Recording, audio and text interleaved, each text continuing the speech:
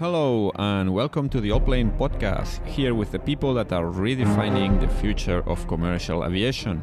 And as usual, before I introduce today's guest, the usual reminder that you can find all the previous episodes of this podcast, as well as many other aviation stories, on the Allplane website. That's Allplane.tv, Allplane.tv. On today's episode, we talk about airline liveries, or to be more exact, about airline branding and more specifically, about how to design a new airline brand. Our guest today is Edmond Huot, Chief Creative Officer at Allforward Media, a marketing and communications agency based in New York City. Edmond has designed airline brands and liveries such as that of Northern Pacific Airways, a brand new US airline that we've talked about a few times here on the podcast. So, in today's episode, we talk about the different steps that the livery and brand design process goes through and how the different colors and elements are carefully chosen to reflect the brand identity and relate to the different constituencies that the airline serves. We talk more generally about livery design trends and about what makes a great livery. And I couldn't refrain myself from asking Edmond a very important question. What is the best livery of all times? So tune in for today's episode, which is at the intersection of art, creativity, and aviation. Hello, Edmond. How are you? Good. How are you? Very well. Good to see you again. We had a chance to speak not so long ago when I was doing some research about airline livery design, which is a topic that fascinates me. Lots of very cool, interesting liveries out there lately. So basically, I thought it was a good idea to have you on the show and to talk about airline branding and airline livery design. Like all guests, I'm going to ask you, first of all, to introduce yourself and to explain who you are and what's your background and your connection to the aviation industry. My name is Edmond Huot. I am the Chief Creative Officer of a branding design shop called Allforward Studio, part of a digital marketing company called Allforward Media. I work with a range of clients, and in particular, I help specifically airlines that are either in a startup phase or who are looking to go through some type of change to help sort of steward where that brand is going to go, either from ground up, from its inception, or perhaps changing from one look and positioning to another. And we've been doing this for probably about 5 or 6 years. And I really enjoy it. It sort of touches on some of my own personal interests in aviation. So. Mm-hmm. Your practice is working with a number of clients in different industries, but airlines is one of the focus areas, I would say. Am I right to call it this way?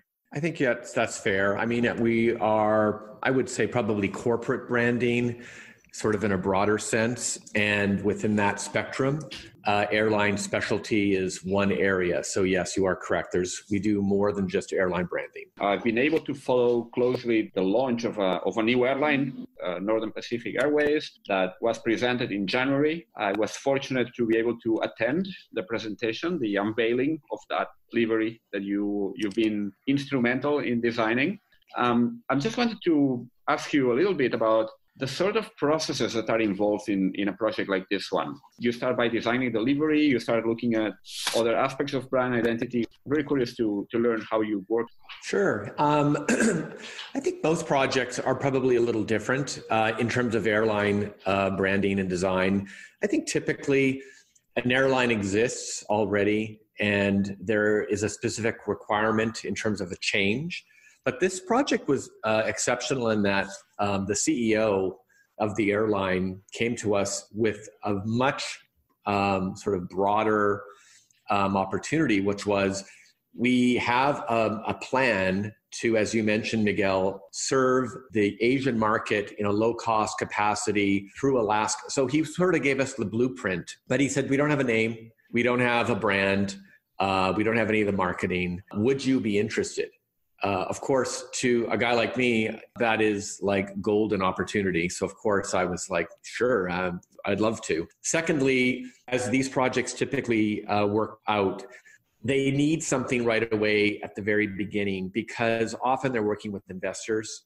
So to get sort of the airline off the ground, so to speak, they need some type of vision of where the airline is going and what it's going to look like. So a lot of the work was really compressed into a short period of time. And that was to sort of articulate and bring to life this entire brand. So a lot of the sort of upfront work had to be, again, squeezed into a very sort of tight timeline, including understanding who their customer was, cultural sensitivity to motifs and symbols, things that once we put it out there, you can't really go back. So there was a lot of pressure to get it right the first time. And then from there, it moved into much more of a scheduled approach where we were doing promotion, marketing, various production. But the first phase was really crucial, and it was a lot of sort of core components involved. You don't have all the baggage that comes with more established airlines. I'm thinking carriers like United, American, that have like all this history behind, in Europe even more, maybe because there are also all these national pride issues behind it. Tell me a bit more about all the different elements, how you put them together. I mean, you start by doing focus groups. You have some people brainstorming this. What are the steps? Yeah, I think the first step is a bit more on the research side. So here what we're doing is really understanding the benchmarks. So who's the competitor? Who are the key players in the various spaces, whether it's a legacy mainline carrier, whether it's a low cost or ultra low cost carrier. So let's understand the component parts in terms of the competitive landscape. Then let's also understand the customer. And by customer, I don't just mean people traveling on the plane. I mean people who are stakeholders in influencing decision-making. So regulatory, airline industry, travel, the media was a big one, was sort of understanding what the media is looking for when they are reporting on a new airline, because publicity was so important out of the gate, and managing the perception from the perspective of media was so key. So that was important. And then as we moved into the graphics and the design, what did we want the airline to look like as it was relating to a low-cost carrier? What niche do we want to carve out? I mean, do we want to be sexy? Do we want to be sort of classic? So understanding that sort of visual language, and then understanding, as I mentioned before, symbology, motifs, iconography, what was palatable, not just to North Americans, but more importantly to people who live in Asia. So naming and word smithing was really important. And so that was another big part of the mix. But that was sort of the very first stage, was just getting sort of everything in order, so that we could then assign some graphic design to that brief, so that we would then have something to show the client. One of the things that got me really intrigued is, on one hand, you have this low-cost positioning, but at the same time, when I looked at the design, and I'm going to post some pictures and some video of that event in California, where we had the chance to admire the new livery from up close. It's a very elegant design in terms of color palette. You use a lot of black, for example, which is traditionally, and correct me if I'm wrong, I mean, you're the expert in design here, but I think black is normally more associated with luxury premium brands, right? How you use these colors to communicate a certain aspect of the brand. You did some research as well about colors, like in some cultures, some colors have a meaning, and some others, I have no idea whether in Asia, the colors you chose have a specific meaning or not. Yeah, I think there's a fair amount of research that goes into ensuring that you're not going to go down the wrong path. It's more of a preemptive measure. Certainly there's a knowledge building component, but I think when you are dealing with a creative component, you really have to just put some guardrails on your path forward. So I think that was a good starting point for us to understand kind of what could work and what was probably not a good idea. I think to the issue of looking premium and yet being a low-cost carrier, that was a decision that we made up front to purposely put our best foot forward, so to speak. So I wanted the airline on the exterior, the aircraft, to have an appeal, to have a premium look to it. I didn't want the airline to feel, and a lot of sort of low-cost carriers go down this path, which is value, fun, quirky.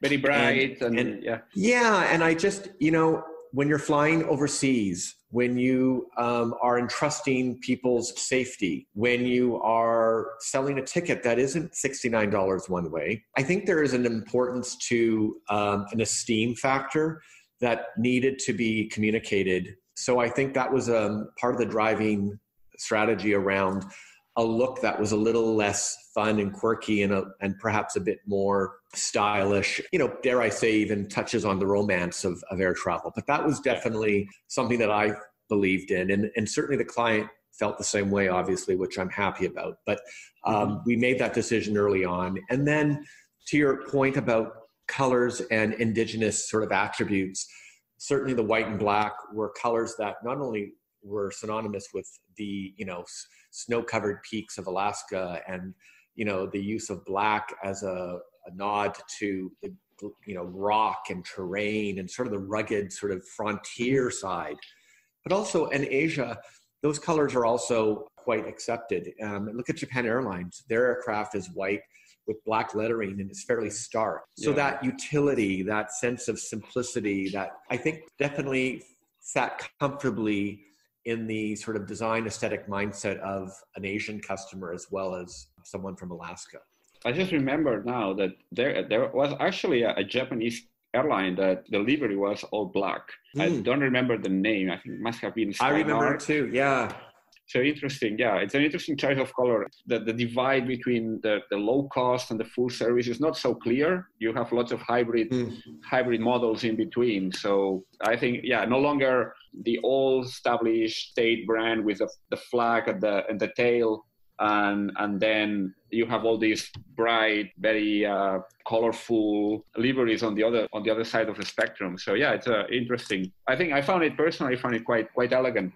What happens next? I mean, how long is the process to define on a brand identity, and how does it fit into the overall process of launching an airline? What else needs to be done at a practical level?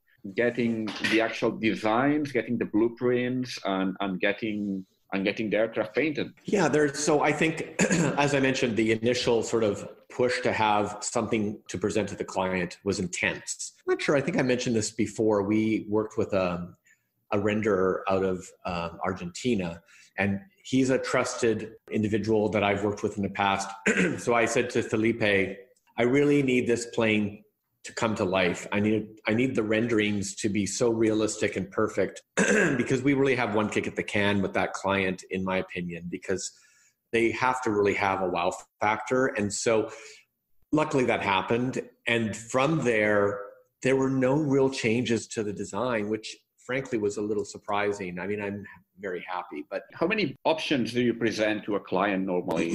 You present them a limited number of options or different variations of the same theme, or completely different versions that kind of contradict each other? Well, behind the scenes, there are hundreds and hundreds, like probably 200 to 300 various stylistic approaches, versions, iterative, so many. And my apartment literally gets filled, the walls get filled with 8.5/11s taped, and it's mad. But is this done on paper, or you present it on paper, or is it all virtual? What I do is I download a line art of the 757. I print them out as blanks. I spend the first bit just sketching, because I like to draw and I'm comfortable with a pencil or a pen. So I'm usually sketching out very basic concepts. And usually those concepts are based on the form of the aircraft. So understanding the dimensionality and what works best in terms of lines and color. And I might have a very loose vision, but it's certainly not very clear in terms of like colors. And out of that, that's usually, and again, it's intense. So it's like my couple of weekends is intensely going through stuff. And then out of that, I edit down to, let's say, 20 or 30 that are like, okay, these I've obsessed over for the last, 72 hours. I'm like constantly. And then out of I might bring another person or two in. It's a very small group. I don't like a lot of voices at the table, so to speak. So I have a designer, my business partner, of course. We might look at things. I'll reconcile against the strategy in the brief, constantly. And then from there, maybe you've got 4 or 5 that are like, now they're digital. Like I've brought them back in, and my designer is working with me now to sort of make him as a flat. So it's colors, type, font, beginnings of a graphic element. Meanwhile, I'm working hard on symbols and various types of markings that would go on the tail maybe. Anyway, so there's now there's two things happening. With 5 directions, I've got a whole slew of like motifs that could be the logo / tail art. And in this case, Miguel, it's weird because we're not starting with any logo. We're not starting we're starting with an idea for an airline. The livery is the driver. So weirdly, you're somewhat designing to the livery, which is not like any other project I've worked on. Mostly you start with an identity that works to a brand, or, so the airline livery was very much driving a lot of the brand itself.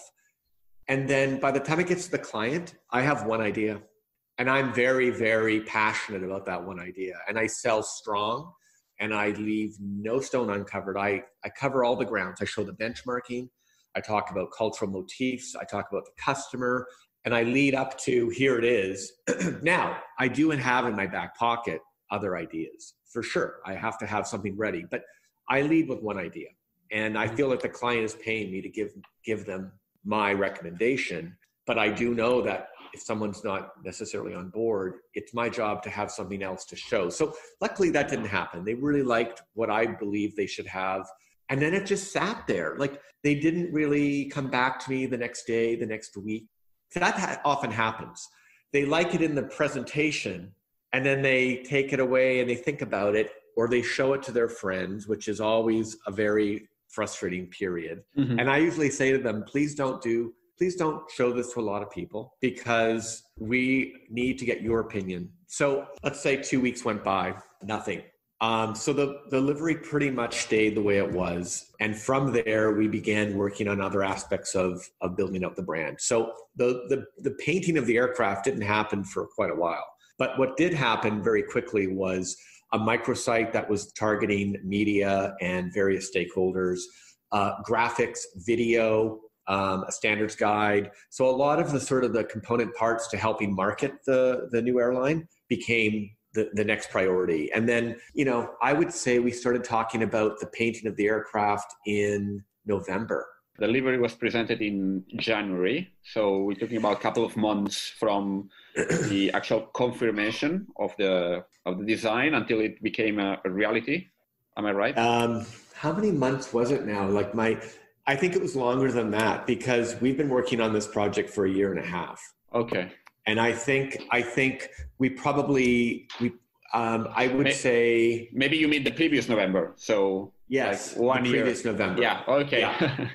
Yeah. Okay. Because and then we were marketing. We were gathering, basically it was a lot of data capture. It's like getting people to put their emails into a microsite so that we could target as many media-worthy individuals as possible, so that we could then launch the aircraft. So yeah, it was probably 1 year of just marketing. And then we had to paint the plane. Yeah. And actually, I wanted to ask you about the practicalities of this, because you mentioned you were working with this guy in Argentina that did the renderings. But what about the actual blueprints? What type of format are you working on when you have to translate something that is in I don't know what sort of software or whatever it's designed in? You have to translate that to a 3D object, and a very large 3D object. What's the way to go? Interestingly, if I recall, I produced a very simple standards guide for the client. It's like, here's your logo, here's your colors. And the colors were like, if you're printing, it's CMYK, here's your RGB color, here's your hex for digital. That was it. Somehow that standards guide got sent to a vendor in California who was going to then produce the blueprints for the livery. And luckily I found out and was able to sort of intervene, because when I spoke to them, they were already confused because they weren't sure what to do with the standards guide, because it was never designed for them. But the team on the client side didn't know. So they were like, well, give them the standards guide. So I was like, guys, hold on. Let me give you better material to work with. And they're like, thank you. So then I gave them the dimensional renderings, which were much more clear. And then what we started to do was talk about colors. And that was very tricky, because what I realized is that to achieve the types of colors I wanted would require a little bit more effort and resource. They couldn't just use there's different stratas of color. Yeah. There's industry standard sort of really basic colors, and that spectrum or palette is quite limited really. And then there are specialty companies that work, like Akzo Nobel, which is a global world-renowned colors company, where they work in a range of spaces. They have the ability to produce custom color mixes. And so very quickly we moved into that zone where, ironically, it wasn't the white or the black that was the issue. It was the grays. Because if you recall on the front of the aircraft, those 2 letter ends that are sort of off register, those grays had to be very, very specific in their tonality. They had to be just light enough.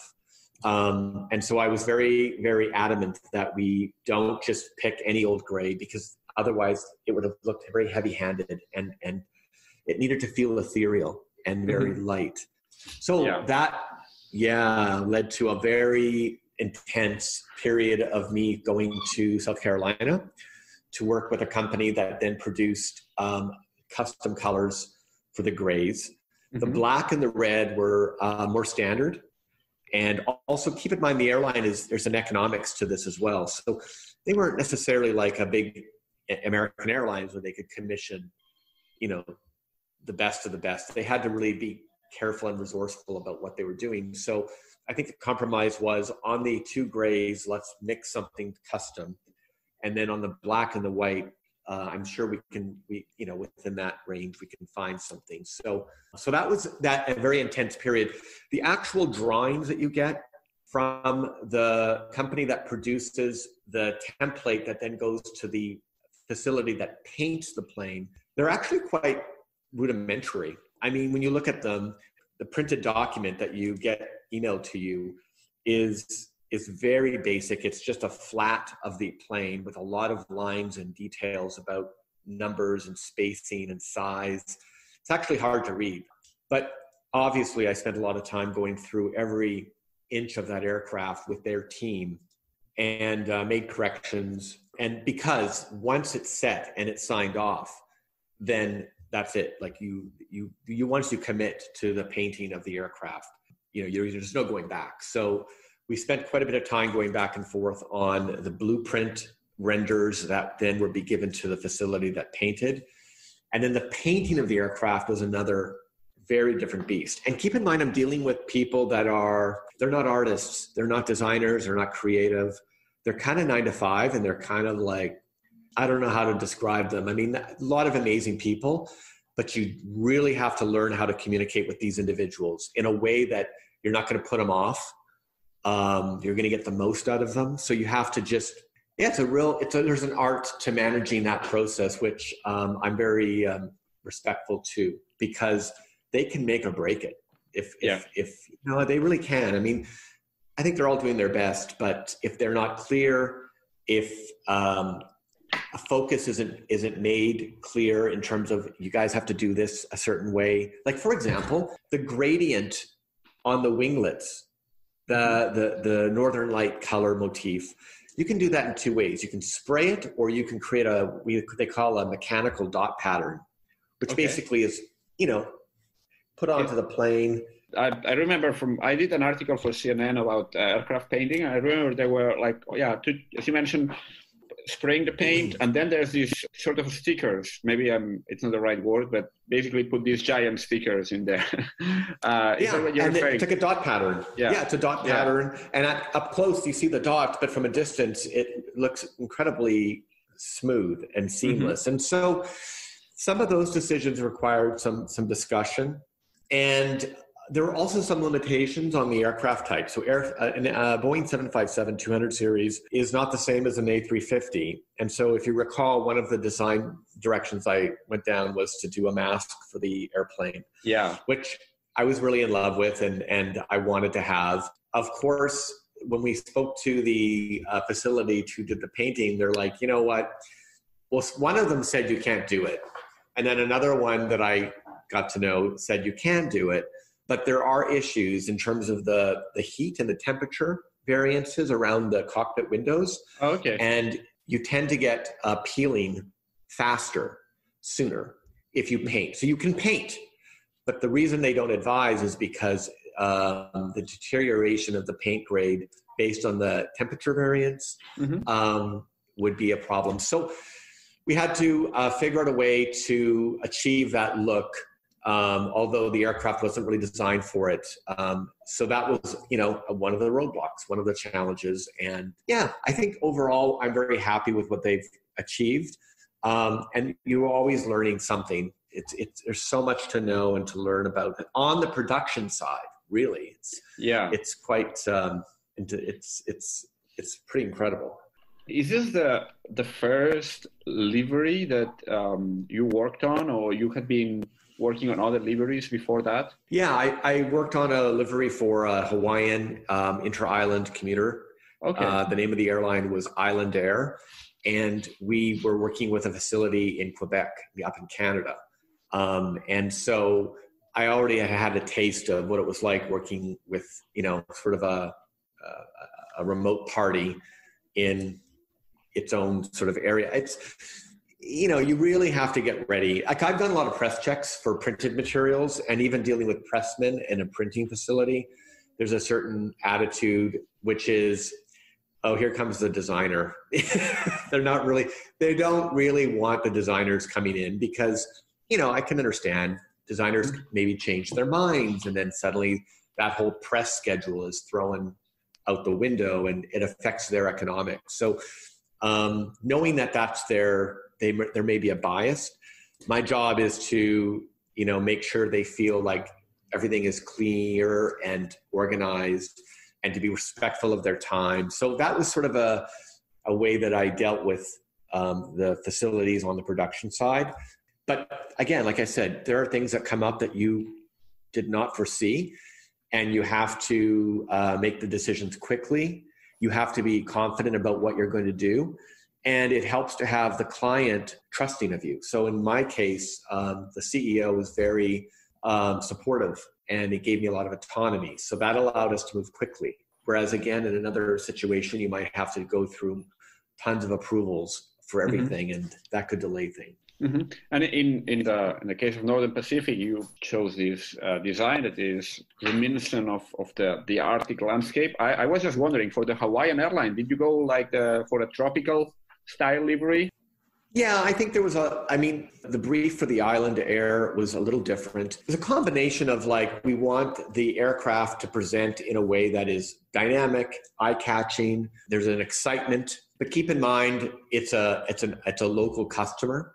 Yeah. So the colors were bright. The graphics were very much synonymous with motifs that were very indigenous to Hawaii. Mm-hmm. So, yeah, the design, very, very different design. Way more color, for sure. Yeah. No, it's very typical. I'm thinking now airlines like Air Tahiti, for example, or Fiji Airways. I had the chance to attend the livery of one of their aircraft, and Hawaiian Airlines as well. They're very typical for airlines from leisure tropical destinations to have these very colorful, flowery, exuberant liveries. So that's why I was curious about the approach here. Yeah, for sure. But that process was similar in that we didn't have a lot of time. A lot had to be done up front. But the same thing, we did a very deep dive on the market, the history, the culture, so that we hopefully got it right, for the aircraft, which then became a big moniker for everyone to see. So it was really important. But yeah, very different outcomes. I will say that Alaska and Hawaii, interestingly, have a very similar circumstantial. They're both remote. The sensibility of people that live in those remote geographies are distinct. And so I think it helps to have an appreciation for that. I come from Winnipeg up in Canada, which is somewhat remote. And working on the Hawaii project, I definitely was attuned to their sensitivity around, don't disrespect us, understand who we are, know that we have a vast number of communities that are indigenous in Alaska that are very, very, have a lot of pride. And they take things very seriously in a whole different way than you would expect from a metropolitan customer in a more urban center in the States. So I think that was a big advantage for us, was just having that understanding up front was, I think, helpful. Yeah, no, definitely. And well, the thing that I think and that might be helpful, I don't know, maybe, it's that also like people tend to have a very well-defined image of those remote quote unquote, because nowadays it's not so remote. Yeah, but they have an image. I mean, you think Alaska, you obviously have something in your mind. When you think Alaska, you think Hawaii, you know kind of what to expect, sort of. Might be wrong or might be more accurate or not, but... Well, I tried to keep the visuals also quite abstract. Like, if you notice on the tail, there's a line motif.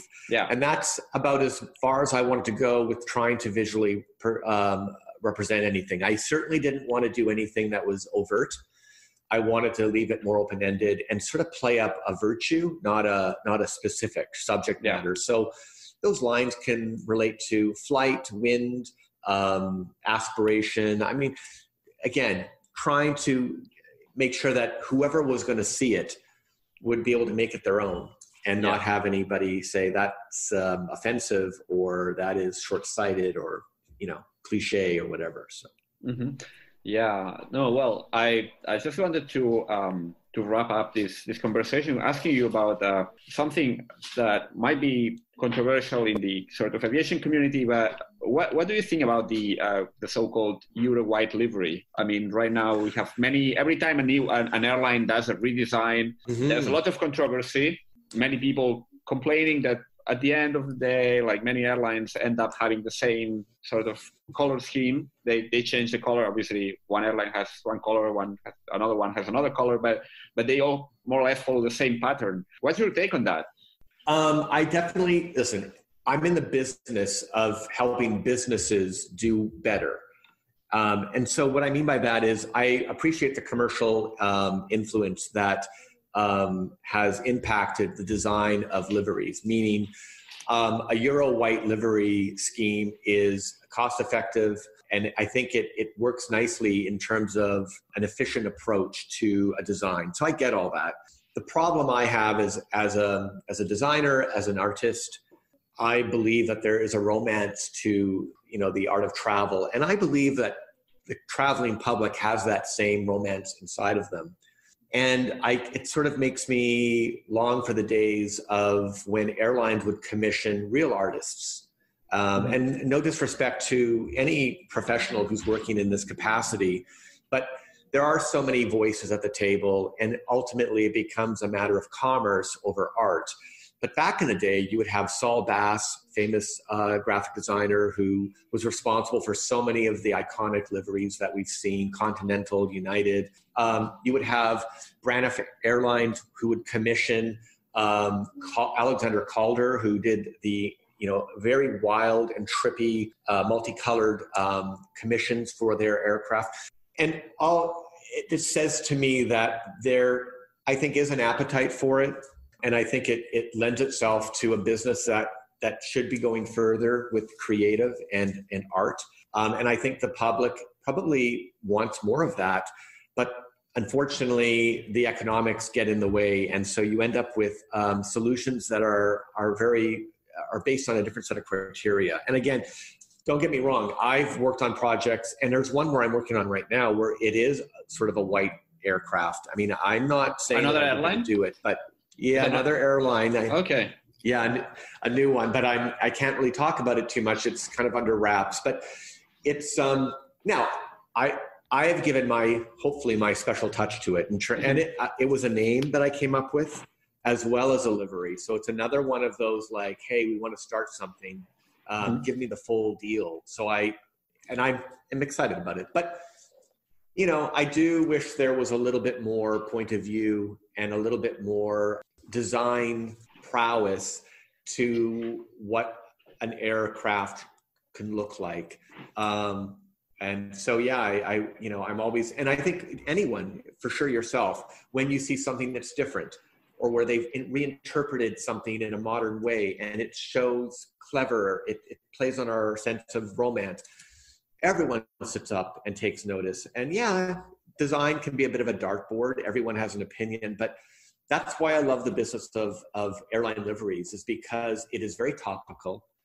It's rooted in a lot of history, and its impact is felt far and wide in terms of just the reach that an airline has, and the sheer size of the aircraft as sort of, there's nothing like it. So I'm always looking for doing things that are a little different, left of center, and they have more of an art to them. But I do see both sides, for sure, respectfully. Yeah, actually, I don't want to finish this conversation without asking you, besides the ones you have designed, which is your favorite livery out there, if you have one? From today or in the past? We can do both, like of all times, okay. and of those that are today flying.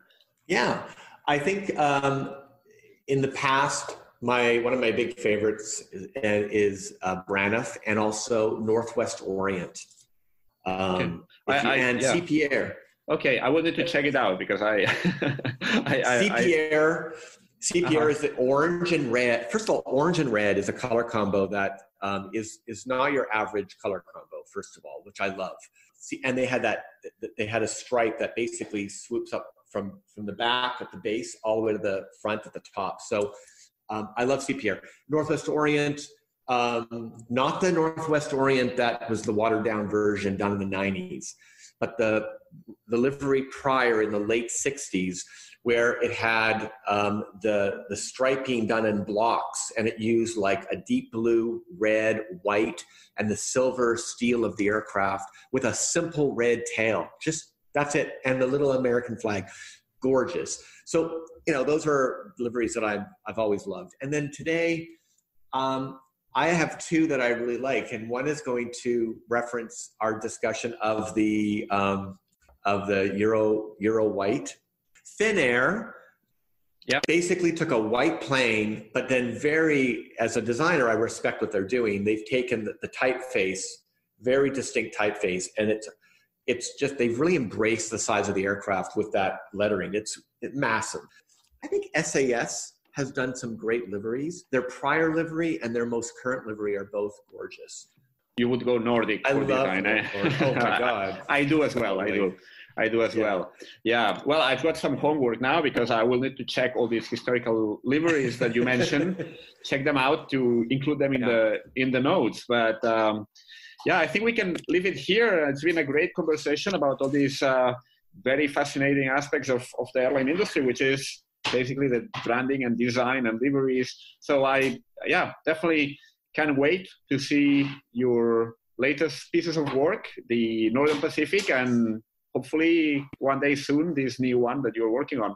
Well, I thank you so much, and it's always a pleasure chatting with you, and hopefully we can have another conversation with the new work that I'm doing, and I can't wait to show it to you. Mm-hmm. Looking forward to it. Okay, thank you so much, Edmond. You're very welcome. Before you go, and if you like this podcast, a quick reminder that it would be absolutely great if you could please give it a rating on Apple, Spotify, or whichever platform you're using, or recommend it to a friend or whomever might be interested. Thank you very much, and see you soon.